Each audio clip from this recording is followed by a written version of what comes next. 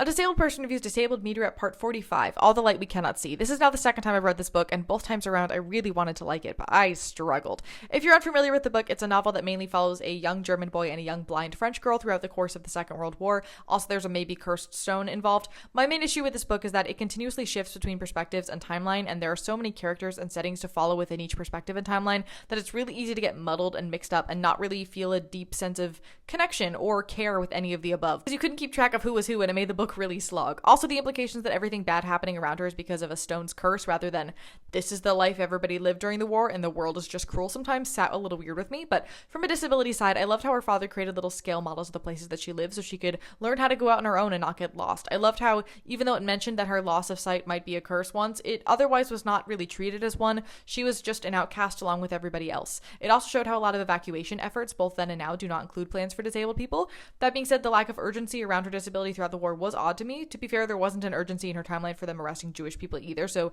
maybe they just wanted to ignore the Holocaust aspects of the war. Maybe the characters didn't know about it, but disabled people were individually under a lot more danger in occupied territory than was alluded to in this book, and that felt like a missed educational opportunity. Also, there were some references to acquired disabilities in the book that were time period accurate but hard to read because I couldn't tell if it was the author being accurate or if he genuinely felt that way, if that makes sense. Overall, the rep was okay. The book was just not my fave.